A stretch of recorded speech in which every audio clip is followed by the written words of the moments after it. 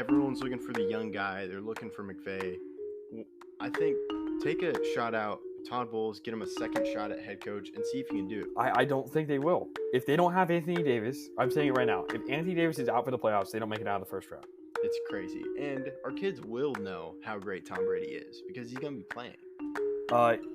Yes, it is 15.0%. That's what the Yankees brought Garrett Cole to do. He was a 6th-round pick.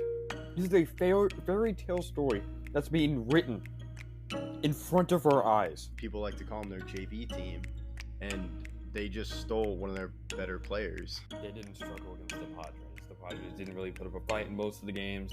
Jerry Jones, hope you're listening. Hi, I'm Landon Bowe, and you're listening to Outsiders Opinions with Kevin and Austin.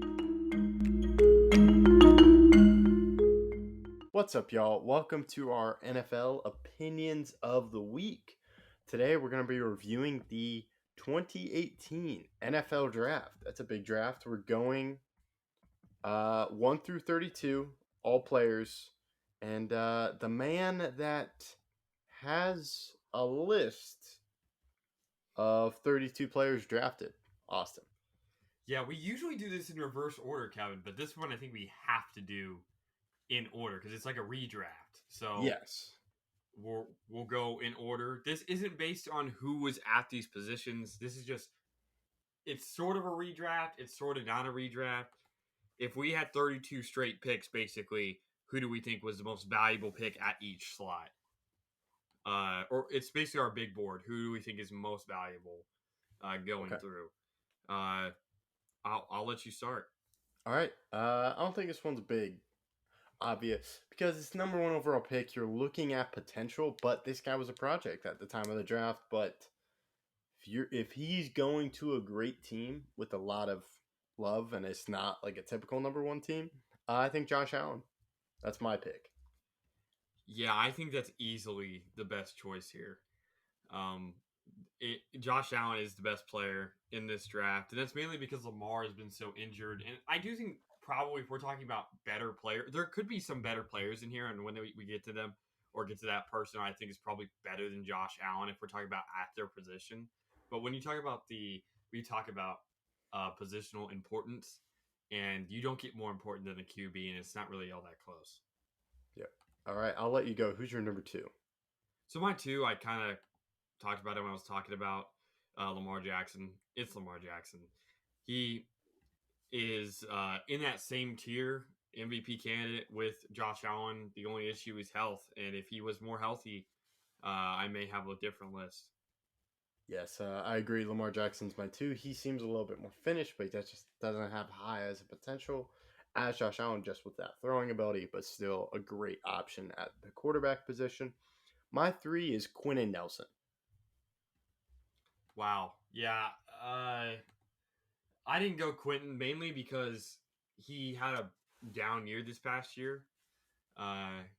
And I don't know necessarily if that's because of how bad the team was around him or if he didn't have help or because of poor coaching or poor systems or poor plays. But it did seem like he had a regress. And lineman, you definitely want longer than 4 years out of when you think of the best lineman. My number three is Fred Warner. What Fred Warner has done, he's easily, in my opinion, the best middle linebacker in the league currently. And everything he does is just extremely impressive. Okay. I do have Fred Warner, but just not as high. I went Quentin. He has regressed. I want to go offensive line this high when drafting. I just didn't view middle linebacker that high. But yeah. So you'll go into your four. So my four is Minkah Fitzpatrick, one of the best safeties in the league. He's an outstanding player, and his versatility will be a big reason for future success of the Steelers defense that definitely needs a lot of help. That's a good choice. My four is offensive lineman again, Mike McGlinchey. Solid tackle. If I was in the spot, I'd be looking at an offensive tackle. But yeah, now it's my five. Yeah, it's yours. So mine is Minkah. Just incredible safety all around, great defensive back. So that's why he's at my five. Okay. So we'll get to my first O lineman, and it's actually neither of the guys that you mentioned. My first offensive lineman is the guard Wyatt Teller, 2-time Pro Bowler already. He plays for the Browns. He was picked in the 5th round, which is a very valuable pick to get a multi-time Pro Bowler already. And he's kind of like the rest, kind of regressed, but I think that's partially because the Browns just had a terrible year last year. But the 2 years previous to that, 2021 and 2020, he was all pro, and in 2022 and 2021 he was a Pro Bowler. So Pro Bowler the last 2 years, and the year before these last 2 Pro Bowls he was an All Pro. Okay, that's a guy that's not on my list. I wasn't really aware of him, but that's fair. It's mine, right? Yes, you're at 6. So my 6 is Roquan Smith. Now he's on the same team as my number 2, which means that the Ravens have definitely had a lot of success based on this draft. But he multi-time All-Pro, first-team All-Pro this past year with a Pro Bowl, his first Pro Bowl nod. He's another really good interior lineman, just a really talented guy. He was really good on those Chicago teams, and now that he's on Baltimore, it's going to be dangerous. All right, mine's a defensive guy, but not a linebacker. Yeah, I went with a defensive line presence, Vita Vea. He's great at stopping the run, but he's also great at rushing the passer, which is why I took him at 6. Okay. Who's your 7? My 7 is Derwin James. He has struggled with injury, but still, he's a great defensive back. Just not as great as Minka, but still deserves to be drafted in the top 10. So this is my first D lineman pick at 7, and it's Darren Payne. He, with Washington, has been a very, very dominant player this last year. He's a nose tackle, and he had 11 and a half sacks. That's very impressive. We don't see those type of numbers from nose tackles, especially if your name is not Aaron Donald. So that's why he's at my 7. That's fair. Who's your 8? My 8, we get to Quentin Nelson. Somebody that I think you had at 3. I had him at 3. Yeah. Very talented player. He's just kind of regressed, which is bumped him down a little bit on my list. All right. My number 8 is Bradley Chubb. He's still a great pass rusher, but he's just not that upper tier. But still really like him, and that's why he's at my 8. And then your 9? My 9 is Denzel Ward. Okay. I think he just doesn't give a lot of help with the Browns, but overall I think he's a solid corner. Yeah, that's a good pick. My 9 is Vita Vea. You just mentioned him recently. I'm a little bit below Darren Payne. That's mainly because of injury concerns. Vita Vea has missed games with injuries. And I'm a little bit concerned. He only played 5 games in the year they won the Super Bowl. He missed 3 games this past year. He only had 6.5 sacks, which is still good for a nose tackle, and he's still very, very skilled. He's just, I just think Darren Payne's better, and that's why I have Payne a little bit higher. And then my 10 is Ward, who you just mentioned. Okay. Mine is a guy you mentioned earlier, Darren Payne. He's a great defensive presence. But yeah, I just like Vita Vea more, given his size and his, the size just amazes me with what he does with collapsing the pocket. Then your 11? My 11 is Orlando Brown Jr. He's not the best tackle, but he's a pretty good tackle, and so I would take him at 11. Okay. My number 11 is Jair Alexander. If it wasn't for injuries, I'd have him above Denzel Ward, but Alexander keeps getting hurt. But when he is on the field, he's the best cornerback in this class, and I definitely am happy that the Packers have him. That's fair. Is it your turn or my turn? It's mine. It's my 12. Okay. My 12 is Nick Chubb. I know you're not big on running backs, but Nick Chubb is a rock. Consistent player that consistently performs. And you're getting him on a rookie deal, Kevin. And if we're redrafting, getting Nick Chubb, who's been a staple for consistency, he's one of the best players in this draft easily. Still a little high for a running back. Not when you're as consistent as he is. I don't know. A 6.3 average rushing, like every carry, 6.3 average. That is a crazy number. I only have one running back drafted in this. Assuming it's Saquon. But yes. Yeah, I would rate Chubb better, but that's because Saquon's. I mean, both have missed time with injury. Just Saquon's missed more time. So. Yeah. Saquon, to me, I'm going off the potential of Saquon in this. I assume that they're roughly the same when it comes to that. It's just not the same situation because one plays for the worse or off team now. Does Chubb do a lot in the passing game? Or I kind of view him more as like a strict running back. He can catch passes. I mean, let me just... But is he like Saquon when Saquon can catch passes? How many receiving yards do you think Saquon had last year? I'm going to say probably 500 or 600. He had 338. Oh, dang. Okay. Nick Chubb had 239, so 100 less. But I don't think Saquon's as good as a pass catcher as you may perceive. Okay. How many passing yards did Eckler have? Receiving? Yeah. Was it? Eckler had 722.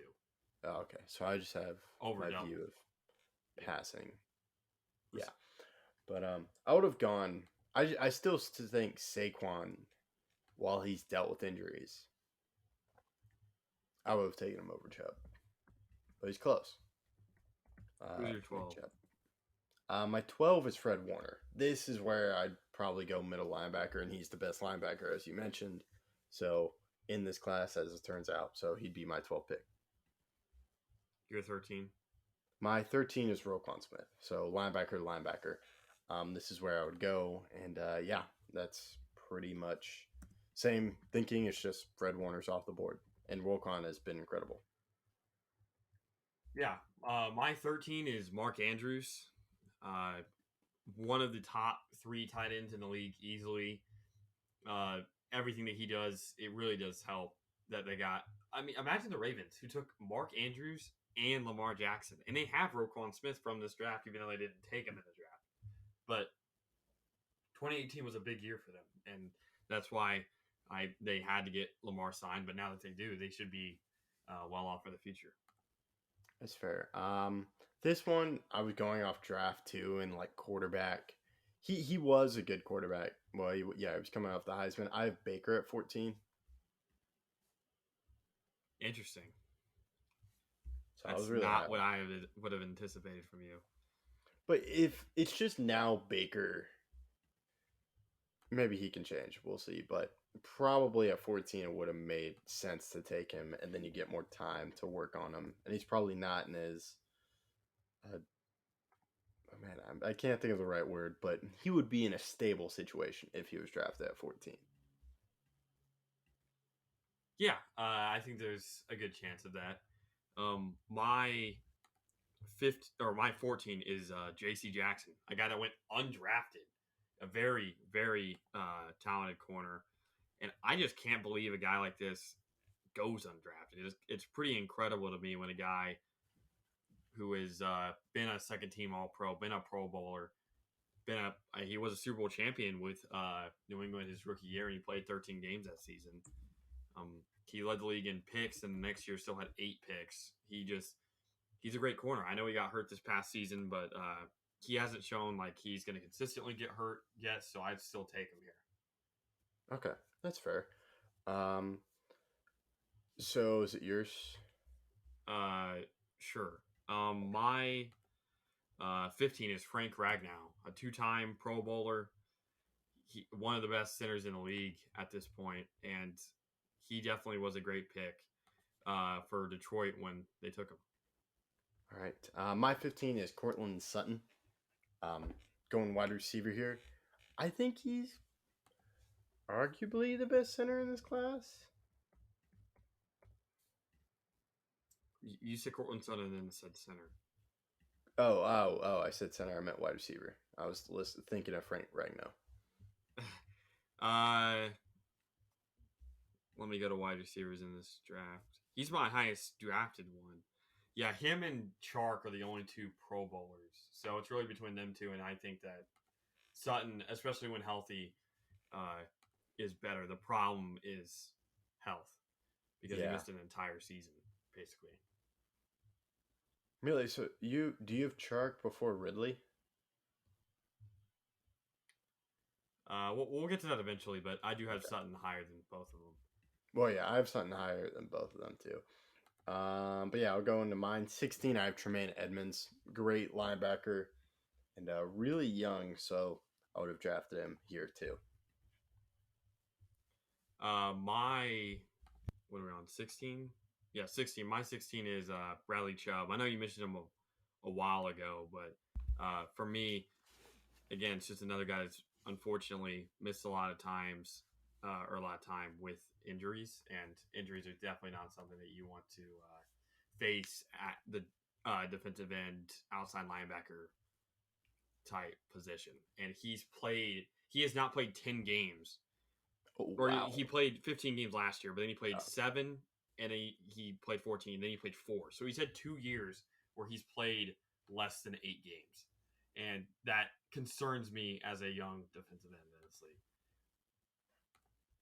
All right. You're 17. Yeah. This is where we get to a guy you just mentioned, a talented linebacker, 2-time Pro Bowler, Tremaine Edmonds. Edmonds is extremely good.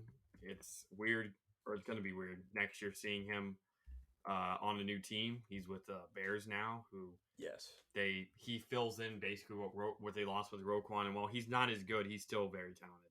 And he also has TJ Edwards too, as his co-patriot. Yeah, so 17 is Jair Alexander. I just went more. I chose other positions over him. That's why he's here, but he's still a great corner. So, yeah. I'll go to my 18, which is, you said him a little bit a while ago, Mark Andrews. He's a great tight end. It's just I wanted to go in other positions before I drafted a tight end here, but he's still best tight end out of this class. And, yeah, that's it. So my 18 is, I'm surprised neither of us have said him yet, but I guess you haven't said him, so it makes sense. Shaquille Leonard, very talented linebacker from the Colts. He's a 3-time Pro Bowler, but again, he was out this whole past season, and injuries like that just worry me. And while he's talent-wise probably even better than Roquan Smith, I'm not that confident that he could stay healthy. But I guess we'll find out soon. You're 19? My 19 is, this is where we get to Cortland Sutton. His injuries concern me, but he is very talented. Hopefully that he can actually help fix this offense, which has been not great to say the least last year. All right. My 19 is the guy you mentioned. 18, Shaquille Leonard. I just chose Mark Andrews over him because I thought he'd go offensive. But yeah, he's a good linebacker, but he has struggled with injuries. So that's why he's at 19 for me, but still overall great linebacker. 20 for me is Dallas Goedert. I think he's the second best tight end. He's really incredible, really blossomed with the Eagles. Yeah, my 20 is Derwin James. You mentioned him a while ago. Just another guy that's injuries have taken a toll. And this is a redraft. And if you know those health concerns, you have to take into account. And it's just not something I'd want to deal with as a team if I could avoid it. Now, the talent's definitely there, and eventually you have to take him because of that. But I would be worried because of how far injuries have damaged his career. All right. Now 21. My 21 is Josh Sweat. He obviously plays for the Eagles, former Pro Bowler. That defense is now just so stacked, and he's just extremely impressive on his side of the ball. He's a good defensive end. I'm kind of shocked that he again went so late in the draft, 4th-round pick, to get a guy that last year had 11 sacks and played so well in the postseason. It's the Eagles have a great team. Yes, they do. My 21 is Calvin Ridley. And just he was older then, but I think even though he missed a year, I think he's a really great wide receiver, and I would have still drafted him. Then I'll go 22. This is where I draft Saquon. This is where I would draft a running back. Saquon, to me, just there was a lot of hype coming out of college, and I would have, if he wouldn't have fallen here in the real draft, but this is where I would have taken him, and it probably worked out for me. I just don't. His injury concerns with his knees have been a problem for even throughout college, so that just really would have worried me. Are we on 22? Have you said you're 20? Yeah, you're on 22. Yeah. My 22 is Saquon, so we're really close there. Oh, nice. I think it's kind of he's a very talented player. It's just he always, whenever he does a certain move, whenever he cuts, it's just you're praying that he does not get himself hurt. That's a fair point. Yeah, I was going with talent here. My 23 is J.C. Jackson. Great corner, as you mentioned. So, yeah. My 23 is Baker. I'm surprised that you had him higher, considering that I'm higher on him as a player. But if we're looking at all these guys who have had so much success, I don't put him above them. I do think he could still be really good in the future, but I'm not that confident if he doesn't go to the right team that he can be that great. Yeah, I'm higher on him when he was that young. I'm not sure if he can fix it now, but we'll see. I think he had potential. It's just compared to the potential of Lamar Jackson and Josh Allen. I'm not really sure how he would have performed. They probably wouldn't have performed as well as he did then. Josh Allen probably would be a bust if he was taken at number 1 by the Browns. But if I'm trusting myself when I pick these guys, that I can help them deal with the problems that they dealt with in the future.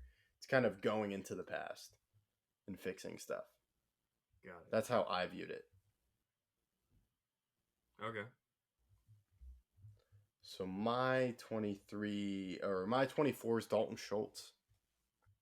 I think he's a solid tight end, but compared to the ones that I had drafted before him, he's just not as dynamic as them. Yeah, that makes sense. He can do some good things, but he's not going to be the reason why you win or lose a game, usually. Yeah, that's fair.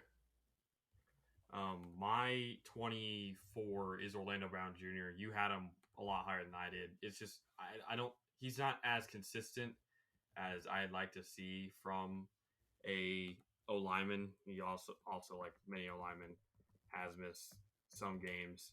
But he's still talented, and I wouldn't put it past him that if the right coaching was there, he'd be even better. All right. Now 25. My 25 is Calvin Ridley, so I do have him higher than DJ Chark. But knowing his tendency to bet on football games would definitely make me wary of him, because it's obviously not something you want to see from a player, that he's automatically going to miss a year because he doesn't make the best decisions. But maybe if he had different guys in his ear and a different support system around him, maybe he wouldn't have done it. And maybe if he played for whoever I was the coach of, we could keep him on the field. But he literally bet on himself. I know, but you gotta be disciplined. You can't. That's fair. I know. I just wanted to slip in the bet on himself. Did you see there's another guy that had gambling? Apparently they're looking into it. Yeah, I saw that. If it's a college game, I'm going to be like, what the heck? They should be smarter, but still, why are you penalizing someone for betting on college? Even if it's in their facility. Yeah. That doesn't make sense. But back to the draft. 25 is Jesse Bates. I think he's a solid safety. He really helped the Bengals in their runs with defensively. So I would draft him at 25. My 26 is Dallas Goddard. You mentioned him recently. He's not in that same tier as Mark Andrews, but very, very few players are, and he's a good player. He just and I think a late first round pick, he would definitely be worth it. Yeah, that's fair. My 26 is a guy you said higher, Frank Ragnow. He's a great center. I wanted the guys above him, and that's just how it shook out. Okay. Then mine is, or what? You go. My bad. 27 is Connor Williams. He's a guard, but he's also a center. He's good and good lineman, just not as great as the other linemen before him. Yeah, there's a lot of linemen here that are just not in that upper echelon. This isn't the best lineman draft, but there are some very good ones there. Is it 27? Yes. My 27 is Harold Landry, a guy that missed basically all last year to injury, but his year before, he was a major reason why the Titans were as good as they were, why they got the number one seed, and he is another guy that just fell, unfortunately, in the draft. Going into it, the draft, I thought it was going to be a first-round pick, and he ended up being a mid to late second-round pick, even though he had that's mainly because he got hurt his senior year, but he didn't play any of last year. But the year before that, he had 12 sacks. It was a part of a defensive line that had so many great players on it, and yeah, I would take him at 27. Okay. Then 28. My 28 is a guy you already mentioned. It's Mike McGlinchey. He doesn't have any Pro Bowls to his name, but he's still a very good player. And while he's not in the tier of the top guys like Frank Ragnow and Quentin Nelson and Wyatt Teller, he definitely is worthy of a first-round pick. Okay. My 28 is a different DJ than DJ Chark, DJ Moore. I think he's similar to DJ Chark, or am I just wrong? I get them confused. Yeah, he's, in my opinion, better. He's extremely good, and now he's on Chicago as well as like some of these other guys. Yeah. It just seemed to me bounce around a little bit more than Moore. Moore was traded. Moore's extremely consistent. I don't even have Chark on my list. Oh, okay, cool. I thought you had Chark on your list, which was making me a little bit nervous. But yeah, I just have him at 28, just the way it shook up. He's a good wide receiver. I don't know if he's great. Maybe we'll see. But yeah, I still would have drafted him in the first round. Yeah, I definitely get that. And then it's 29. Yes, me? Yeah. Man, I don't know. I have a tickle in my throat. Michael Gallup. He was good. The injury hurt him. But still, I think he can be a solid number 2. I don't know. Probably then he'd probably be... Before the injury, I think he could have argued for a number 1 spot. But the injury, we don't know. And now I struggled with it. But I would have taken Gallup there. After Moore, yeah. My 29 is Brian O'Neill, Pro Bowl lineman that played or is still on the Vikings. He's a good player. He just doesn't get enough talking about, maybe because he plays for the Vikings, but in 2021 he was a Pro Bowler. He's good. He's just, again, not in the upper echelon of linemen, and he definitely worth the first round pick though. All right, and then 30. My 30, another lineman, Alex Kappa, a guy that was huge during the Super Bowl for the Bucs and is now on the Bengals. He's just a solid lineman, and that's what you need in the first round. Yeah, that's fair. He's not on my list, but that's a good pick. My 30 is Will Disley. I think he's a solid tight end, similar to Schultz. Maybe not as good, but still pretty solid. Yeah, he's definitely quality. Your 31. DJ Reed, still on the Bengals. I think he's a solid defensive presence. Okay. Well, my 31 is DJ Moore. We get to. I only have 2 wide receivers on my board, and you had him a little bit higher than me, but he does come off my list here. All right, and then you're 32. My 32 is Rashaan Evans. He's a very talented tight end that now plays for former in his career he played for Tennessee, but now is on Atlanta. He had 159 tackles last year. He's a good player. He hasn't been a Pro Bowl or anything, but he's talented. That's a good pick. My 32 is Mike White. You have a lot more QBs on your list than me. Well, I'm pretty sure I only have 3. Say again? It's the first round. You gotta take some chances. I guess so.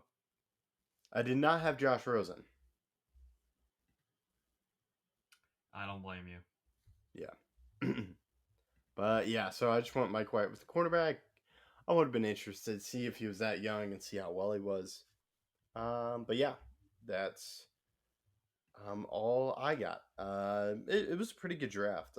I missed some guys and that you had on yours, and any final thoughts? No, we both had guys that we probably forgot about that were on the other person's list, so it's always good to see this. Yes, that's a good point. And make sure to check out all our other videos. Thank you for listening to Outsiders Opinions.